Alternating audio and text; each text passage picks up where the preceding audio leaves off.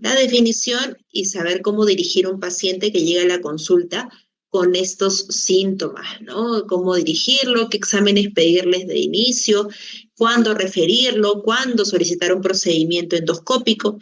Eso es lo que ustedes tienen que poder el día de hoy definir de acuerdo a los diagnósticos diferenciales más frecuentes que hay en nuestro país y en algunos lugares pues cercanos también, ¿ok? Vamos a iniciar. Me comentan si está bien el audio, por favor. Buenas tardes, doctora. Sí se escucha bien. Ok. No está funcionando el... Ah, perdón. Parece que no es tanto con esto. Ok. Bueno, acá hay un poco de humor, pues, ¿no? Vemos que el paciente que viene con este cuadro de diarrea crónica no es el paciente típico, es un paciente que ya viene con una presentación de varias semanas, incluso meses, hasta algunos años, que ya prácticamente se acostumbran, incluso llegan a la consulta pensando que eso es normal, ¿no? Y pues uno lo ve y prácticamente el paciente pues no solo menciona ese tema, sino también las características físicas de cómo llega el paciente, ¿no? A veces llega pues con facies abotagadas, llega consuntivo, puede llegar muy demacrado, con algún aspecto de que no ha podido dormir en los últimos días bien, ¿no? Entonces es un paciente distinto, es un paciente que ya presenta una patología de fondo y que nosotros tenemos que preocuparnos en indagar desde que llega a la consulta. No puede ser que venga una y otra vez con lo mismo. Ya llega un paciente con varias semanas de este diagnóstico, hay que pensar en que requiere estudios quizás hasta un poco más invasivos. Entonces acá dice, bien, bien, ¿y cómo dice que va esa diarrea crónica? ¿Ah? Deberíamos ya saber el diagnóstico, no permitir que llegue a varios meses de tratamiento y que siga viniendo a la consulta sin un diagnóstico.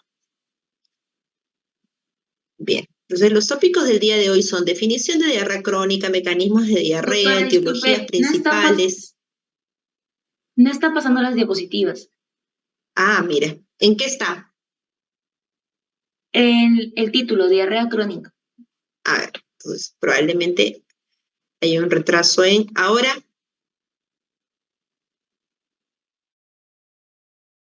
Ahora sí. ¿Ven bien? Sí, está Sí, cambiando ahora. ya. Ahora. Está en la PPT donde dice tópicos del día de hoy. Sigue avanzando la diapositiva.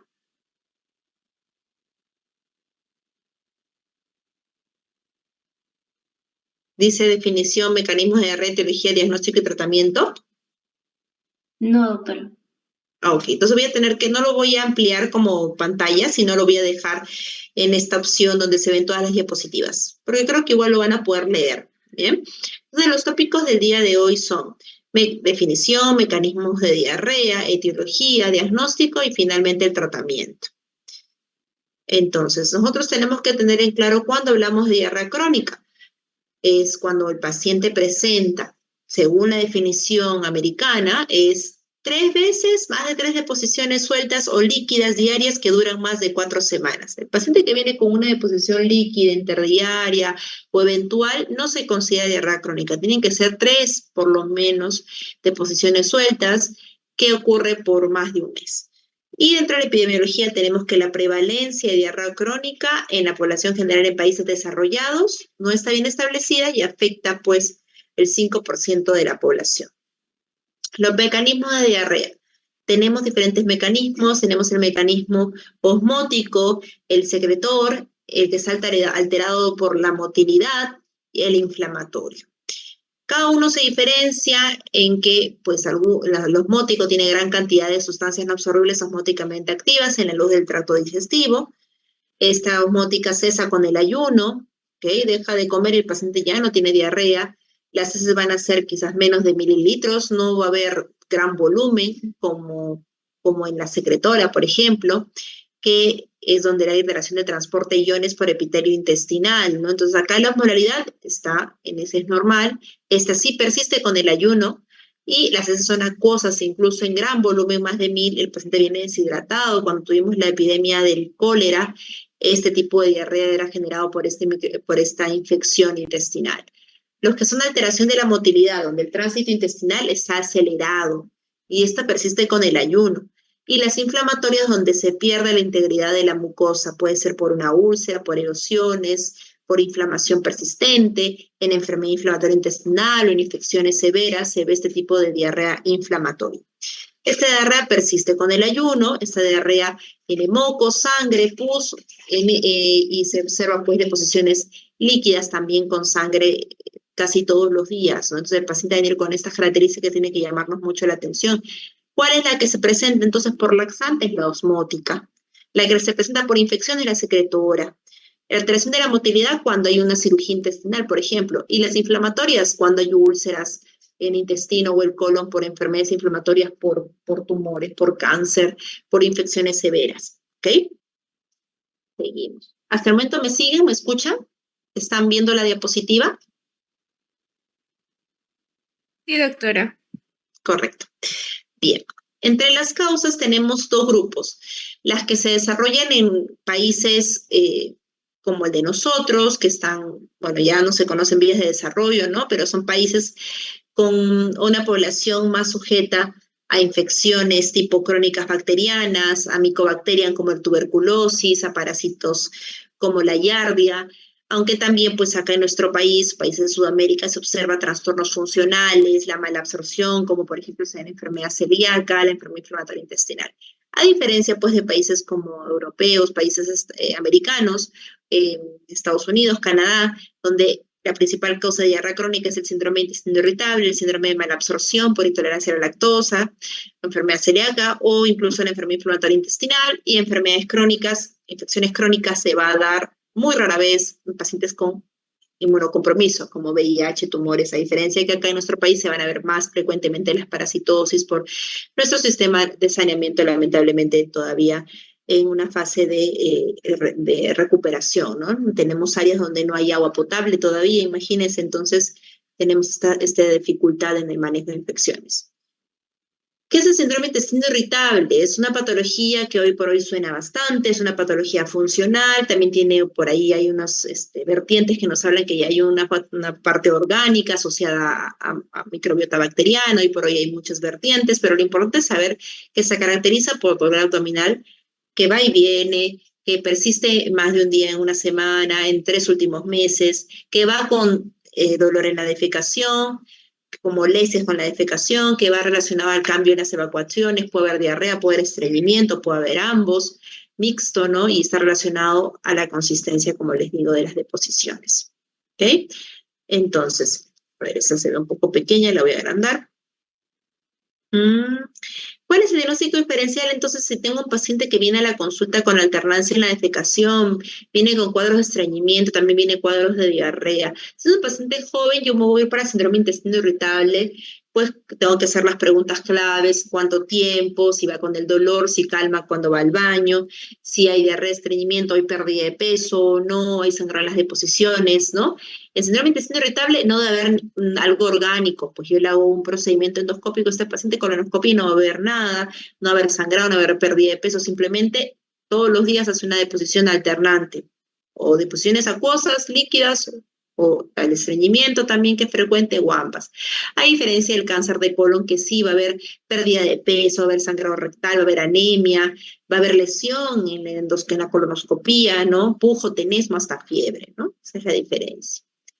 Existen medicamentos que se conocen también, generan diarrea crónica, como medicamentos que se dan en las patologías cardiovasculares, como antiarrítmicos, la digoxina, antihipertensivos con inhibidores de la angiotensina, betabloqueadores, diuréticos como acetazolamida.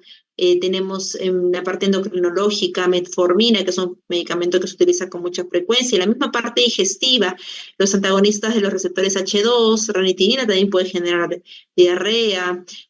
También tenemos los de ácidos biliares, que son los El ácido urso desoxicólico también puede generar diarrea. Las mismas, bueno, laxantes, que ya los conocemos, ¿no? Catárticos, lactulosa, sorbitol.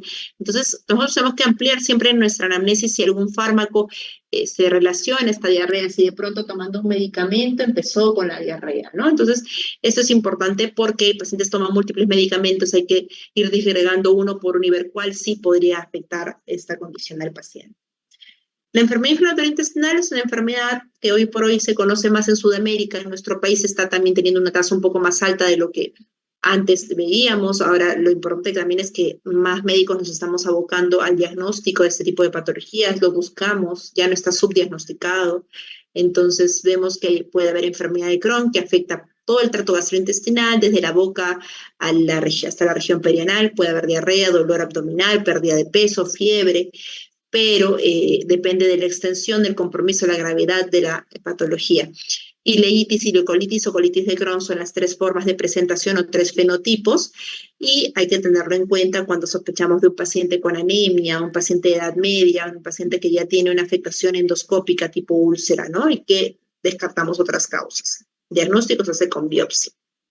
La colitis ulcerosa, como su nombre lo dice, colitis, afecta el colon. Tenemos tres presentaciones. Puede ser la proctitis, que solamente afecta el recto sigmoides, puede ser moderada, que afecta pues el colon izquierdo, y una que afecta todo el colon, que se llama colitis extensa, donde puede haber hasta un compromiso de enfermedad fulminante, que es en menos del 10%, pero se caracteriza por megacolon o hemorragias que no ceden y hay que terminar finalmente sacando todo el colon, o en trauma shock o en UCI, donde tienen que llevar un seguimiento muy de cerca para evitar que se comprometan más. Entonces, hay que tomar siempre en cuenta estas enfermedades y sospecharlas cuando llegan a la consulta, o si es que llega la emergencia, también plantearlas cuando de pronto no encontramos otras causas para las úlceras en el colon. Por eso la biopsia es fundamental, porque ahí es donde sale el resultado final. El manejo va a ser hoy por hoy con aminosalicilatos, que también es salacina en enfermedad de colitis ulcerativa, y en la de Crohn con corticoides, pero existen muchos medicamentos que van a superar estos fármacos, los biológicos, que lamentablemente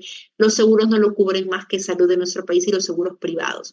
Pero de que existe tratamiento lo hay y pueden llevar una vida dentro de todo saludable a mediano o largo plazo, siempre y cuando reciban estos medicamentos. Bien, como les mencionaba, existen otro tipo de colitis. Esta colitis se llama colitis microscópica, que es una colitis que en realidad no hay ningún hallazgo patognomónico endoscópico, no se ve nada en el colon, no hay una úlcera, no es como en la enfermedad de Crohn que se ve algo en la mucosa. Acá simplemente es la toma de biopsia. Entonces, nosotros los gastroenterólogos, si nos llega una diarrea crónica sin nada, hemos descartado todo, tenemos que tomar biopsias a este paciente como protocolo, porque podría haber una colitis que solo se va a ver en la patología, en la biopsia, que lo ve en el microscopio del patólogo, ¿no? Y se puede observar, pues, histológicamente dos tipos de colitis, colagenosa y linfocítica.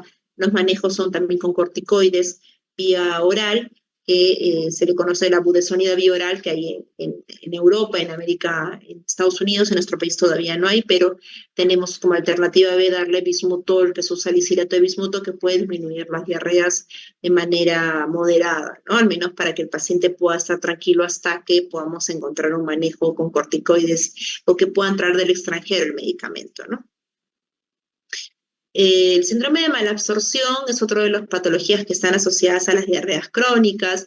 Este síndrome de malabsorción se va a dar porque hay alteración del revestimiento del intestino delgado. Va a haber distensión, diarrea en este paciente. Una de las causas más comunes es la enfermedad celíaca, pero también hay otras patologías donde, por ejemplo, se afecta la absorción deficiente de los nutrientes cuando el niño nace con defectos congénitos en el sistema de transporte. Se le llama malabsorción primaria. Cuando son defectos adquiridos en el tiempo, Crohn, enfermedad celíaca, después de una resección extensa, hoy por hoy, por ejemplo, cirugías bariátricas como el bypass intestinal es una de las causas también de absorción deficiente de los nutrientes. Digestión deteriorada de los nutrientes dentro de la luz intestinal, por ejemplo, insuficiencia pancreática exocrina. Nosotros vamos a ver este paciente con heces pálidas, grasosas, voluminosas, malolientes, pérdida de peso. Se va a ver una clínica muy larvada. Entonces tenemos que observar bien al paciente. Ese que viene por consulta, y la primera imagen que vemos son de broma, pero en realidad sí, así luce este paciente con diarrea crónica orgánica, ¿no? Entonces tenemos que hacer exámenes pertinentes.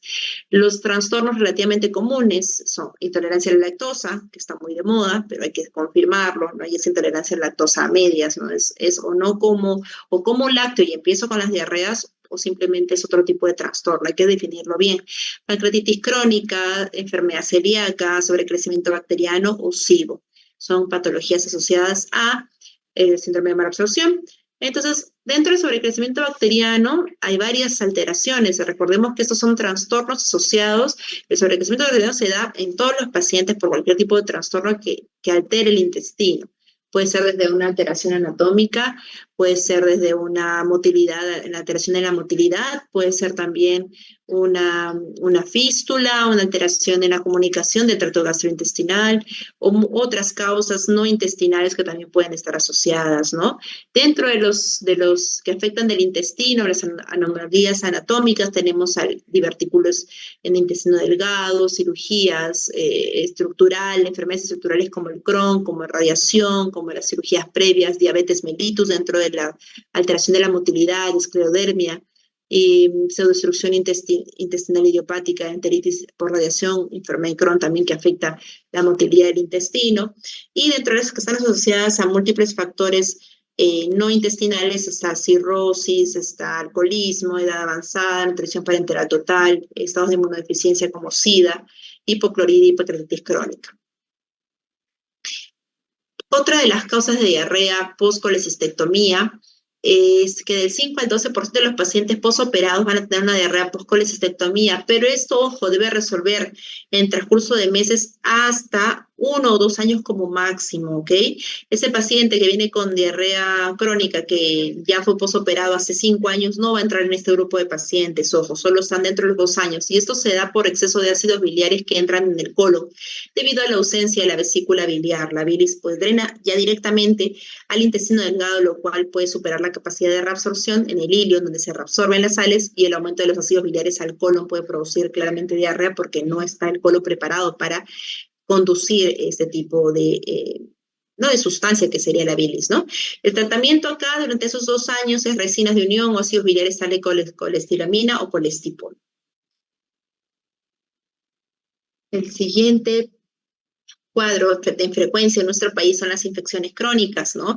En nuestro país sí se puede ver infección por Clostridium difficile, se puede ver infección por neuromonas, plesiomomas, campylobacter, giardia, amebas, criptosporidium, enfermedad urpárica y ciclospora. Pero ojo, que una diarrea crónica por infección afecte a un paciente inmunocompetente es muy, muy raro.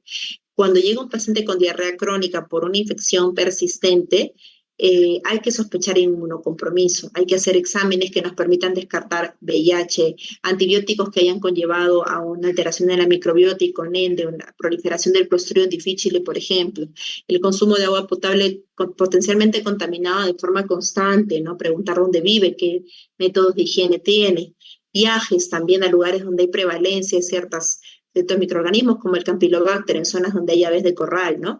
Entonces hay que tener en cuenta esto para los pacientes cuando cuando vienen a consulta por cuadros de diarrea asociado a infección crónica. La única forma de detectarlo es en los exámenes de heces. Claramente hay que pedirle dentro de todo parasitológico, coprocultivo, coprológico funcional, entre otros.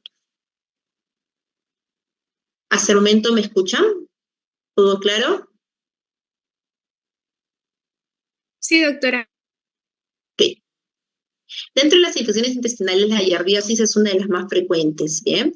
La giardiosis puede afectar 1 de 7 niños en menos de 10 años. Por eso se ve esto mucho en la primaria, ¿no? Pacientes que vienen pediátricos. Va a afectar a la familia, por lo menos 1 en 4 familias va a tener de los integrantes esta infección de pequeño. Usualmente es por agua contaminada. Claramente en nuestro país hay agua contaminada, entonces los pacientes lo toman. La diarrea ocurre en el 96% de los pacientes que ingieren esta agua contaminada. Y va a haber lamentablemente pérdida de peso, calambres abdominales, dolor abdominal en el 60% de los casos, y algo muy curioso que son la presencia de grasa en las heces en un 50%. Esto puede durar desde 3 a 10 semanas, es bastante tiempo, y es diagnosticado por el examen de heces y presencia de antígeno en la detección de este antígeno en las heces, ¿no? Tratamiento macrólidos, ¿no? Electrolitos fluidos, que es importante, ¿no? En el paciente. Entonces, para nosotros evaluar a nuestro paciente con diarrea crónica, que no es un paciente fácil, ojo, paciente con diarrea crónica no es que sea más fácil de diagnosticar, pero tenemos menos grupo de patologías dentro de la diarrea aguda. que ya lo habrán visto, me imagino en la clase anterior, son menos patologías que van para diarrea aguda. La diarrea crónica es un mundo más grande de patologías, por ende son enfermedades un poquito menos frecuentes que para la diarrea aguda. Entonces hay que tener una historia donde preguntemos la consistencia o frecuencia de las heces, las características de las heces, la duración de los síntomas, si fue súbito o gradual el inicio, si hay una historia de viaje reciente, factores de riesgo para la infección por VIH, pérdida de peso, incontinencia fecal, que puede ser confundida con diarrea también, ¿ah? Diarrea durante el ayuno, por la noche, diarrea secretora, es la que persiste, como hablábamos, más de 1.000 mililitros por día, ¿no? Antecedentes familiares de enfermedad inflamatoria intestinal, papá, mamá con Crohn, obviamente tengo que sospechar en el hijo con Crohn, volumen de diarrea, si es acuosa, voluminosa, si es así, va a ser del intestino delgado, si es de pequeño volumen, va a ser del colon. Las diarreas sanguinolentas principalmente vienen del colon. Los síntomas sintémicos, por ejemplo, hay artralgia, sudoración, o de pronto nocturna, o de pronto hay lesiones más en la piel, tengo que ya pensar en patologías más grandes como enfermedad inflamatoria, tuberculosis, VIH, medicamentos como los mencioné inicialmente, la dieta, productos de sorbitol y el uso de alcohol en exceso también puede generar diarrea, el estrés, la depresión con aparición y gravedad de la diarrea va asociado con síndrome intestinal irritable, y los síntomas con ingesta específica de alimentos, y después de consumir lácteos o algún alergeno en particular, ellos van a presentar la diarrea, también es importante preguntar.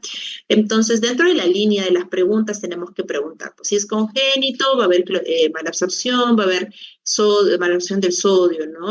Si hay historia familiar, también voy a preguntar si hay defectos dentro de los problemas congénitos absortivos, la enfermedad celíaca, neoplasia neuroendocrina. Un momentito, chicos, disculpen.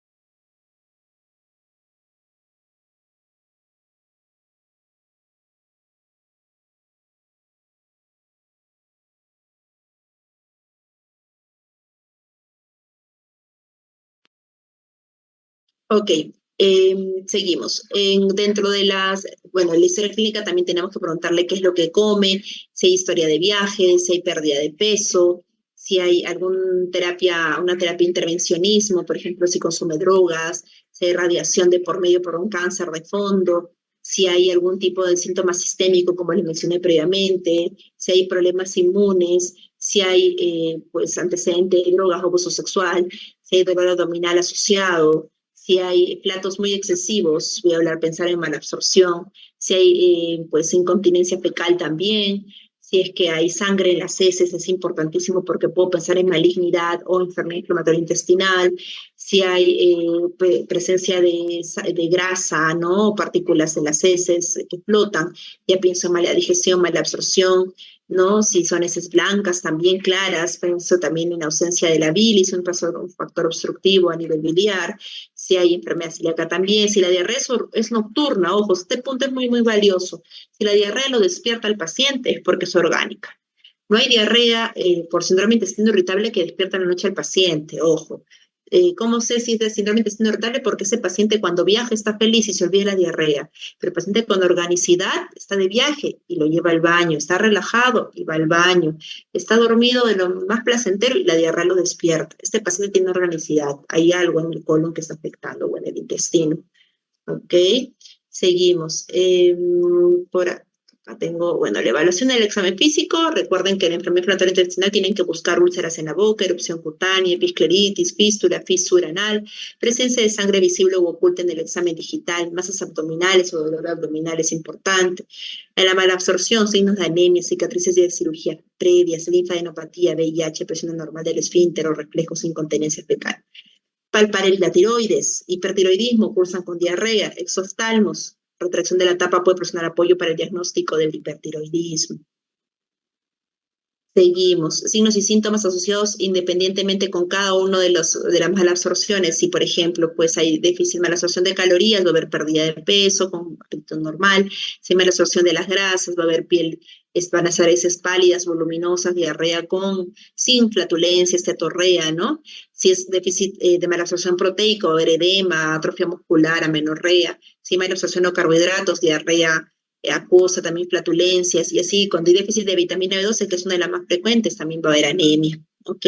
Ácido fólico, anemia, vitamina B, queilosis, glositis, de hierro, ¿no? Anemia microcítica, glositis, de calcio, vitamina D, parestesias, ¿no? Tetania, fracturas, osteomalacia, vitamina A, también hiperkeratosis folicular, ¿no? Vitamina K, hematoma y sangrados, desórdenes hematológicos. ¿Qué pruebas? Y acá viene un tema importante. No existe una regla. No es que llegue el paciente con diarrea y le voy a pedir un solo examen. Lamentablemente la diarrea crónica requiere muchos exámenes y yo no le voy a pedir toda la batería de exámenes porque el paciente sale corriendo. Tengo que pedirle puntualmente lo que yo necesito para descartar organicidad o no. Y la historia, para eso el examen físico es importante porque me va a apuntar al diagnóstico. ¿Okay? Las pruebas serológicas, por ejemplo, puedo pedir en la enfermedad celíaca si sospecho, si es que hay diabetes tipo 1 o antecedentes familiares de enfermedad celíaca. Si no, no va a ser mi primera opción en sospechar. Voy a tener que descartar otras cosas más frecuentes en nuestro país, ¿no? Anemia por deficiencia de hierro inexplicado, pérdida de peso por malabsorción en grasa, ¿no? Tengo que pedir un hemograma completo, sobre todo saturación de hierro, transferina. Pruebas específicas. ¿Qué pruebas? No deben faltar, eso sí, apuntemos, hemograma, velocidad de sedimentación eritrocitaria o BSG, porque me va a permitir un marcador inflamatorio saber si hay algo por ahí autoinmune o no, PCR, infección severa o no, función tiroidea, sospecha de hipertiroidismo o no, electrolitos séricos para saber si está venido a menos alguno en especial o si está deshidratado el paciente, proteína total y albúmina también para ver si hay alguna alteración asociada a la absorción o por problemas hepáticos de fondo también, sangre oculta en heces para saber si es orgánico o no, tengo mucha duda, es síndrome de intestino irritable o una enfermedad orgánica, le pido un TEBEN, evaluación endoscópica, eso claramente lo hacemos nosotros, pero ustedes lo deciden, ustedes lo transfieren al paciente, evaluación para que tenga una colonoscopia, señor, porque yo creo que tiene algo orgánico en el colon que está generando esa diarrea, ¿no? Que le tomen unas biopsias, ¿no? Y va a depender mucho del contexto clínico, ¿ok? Bien, más de laboratorio, que es lo que me gustaría que lo lean con tranquilidad, porque son exámenes muy específicos, de acuerdo a las deficiencias. Igual, si es diarrea secretora, osmótica, inflamatoria o estetorrea, siempre va pues un coprocultivo parasitológico seriado. Si sospecha de enfermedad crónica, orgánica, ya colonoscopía. Y este algoritmo pues es un paciente con diarrea crónica, donde nuestro objetivo es diferenciar entre una enfermedad orgánica o funcional. Y para eso tengo que tener criterios de alarma. Si hay datos de organicidad, pues tengo que identificar el tipo de diarrea, sospechar la causa de diarrea, sobre todo historia clínica y exploración física. Eso es fundamental. Analítica en sangre y serologías, el estudio de las heces y las pruebas de imágenes como con endoscopía. Hacer una colonoscopía es importante. Sospecha de organicidad, criterios de alarma. Si hay criterios de alarma, pérdida de peso, sangrado, masa palpable, tengo que pensar qué tipo de diarrea es, acuosa, sin sangre, con datos de organicidad, inflamatoria o malabsortiva. Y de acuerdo a eso, ver qué otro examen pedir. Si no hay organicidad, si no hay criterios de alarma, es una paciente que no despierta en la noche, que solo tiene 3 deposiciones líquidas alternantes cada cierta cantidad de días, pues puedo pensar en algo funcional y mi principal causa va a ser síndrome intestino irritable. Si es que es malabsortiva o mala digestión, generalmente son deposiciones voluminosas, pálidas y brillantes. Sospecharía en una enfermedad del intestino delgado, hacemos una endoscopía alta para biopsias de duodeno y si la histología sale normal, pues si sale normal, pues una enteropatía o una enfermedad del intestino va a ser poco probable y tengo que valorar otras pruebas. Si sí sale alterado, tengo que sospechar enfermedad celíaca o Whipple, entre otros. Si sale inespecífica, hay que hacer un diagnóstico diferencial, valorar otras causas o una solicitud complementaria después. Si sobre crecimiento bacteriano, hay pruebas como la prueba del aliento de dexilosa. Si sale alterada, ya tenemos el diagnóstico. Si la prueba sale normal, tengo que valorar una prueba terapéutica, suspender pues cierta cantidad de alimentos que pueden generar mayor sobrecrecimiento bacteriano, o darle antibióticos como la rifaximina para normalizar un poco la microbiota intestinal y ver cómo va. Pancreatopatía por sospecha de insuficiencia pancreática esproguina, lo único que hay que hacer es que las tasas fecales, si sale menos de 200, es sí, pues una sospecha de insuficiencia pancreática, investigar causas primarias o secundarias, tumores, por ejemplo, y si no, pues no se descarta que complementar estudios con tomografía, resonancia y ecoendoscopía. Bien, chicos, yo tengo unas preguntas. Antes de eso, ¿ustedes tienen alguna duda?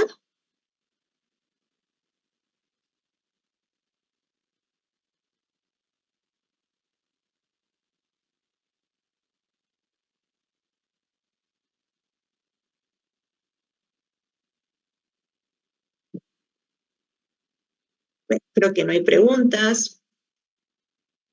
Vamos a preguntar entonces, a ver. Paciente con diarrea crónica, esteatorrea, dolor abdominal, pérdida de peso, mala absorción de grasa y vitaminas liposolubles. ¿De qué se sospecha? Si desean pueden intervenir hablando o por el chat. A, amebiasis, B, giardiasis, C, balantidiasis, D, oxuriasis y E, ascariasis. Perfecto. Muy Giardiasis, bien, doctora. eso.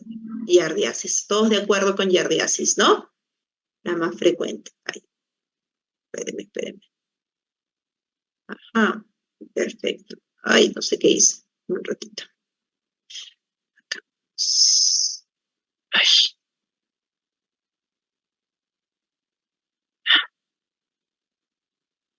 Seguimos con la siguiente, giardiasis. Muy bien. La siguiente. ¿Qué dato es más característico de la enfermedad de Crohn que de colitis ulcerosa? ¿Qué es más frecuente en la enfermedad de Crohn que en colitis ulcerativa? Dolor perianal, ANCA positivos, enfermedad continua, sangre microscópica en heces que no responde a antibióticos. ¿Qué es más frecuente en Crohn que en colitis ulcerativa? Causa de diarreas crónicas, ¿no? Las dos. Dolor perianal importante, doctora. ¿Por qué? Porque es más presente eso en la ¿Qué colitis sospecho? de Crohn, me parece, doctora. A ver, un ratito.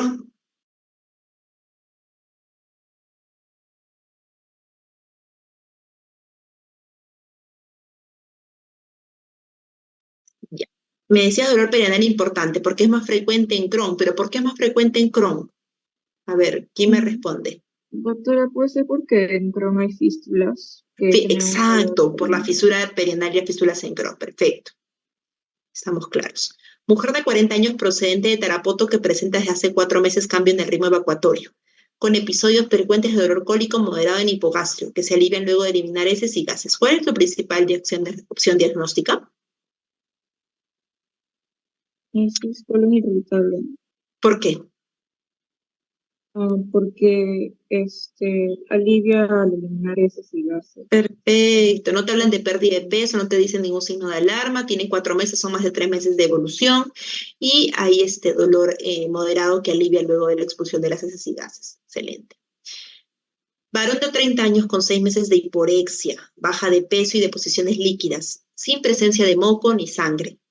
En el examen, abdomen blando, doloroso, distendido, ríos y horarios disminuidos, a la percusión, áreas de matidez y timpanismo. ¿Cuál es mi diagnóstico probable? Ya con este terminamos.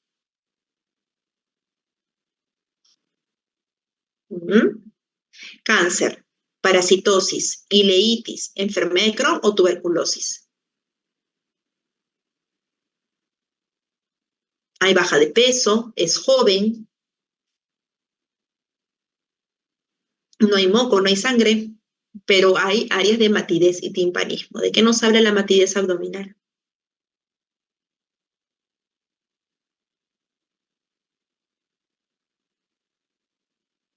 ¿Masa?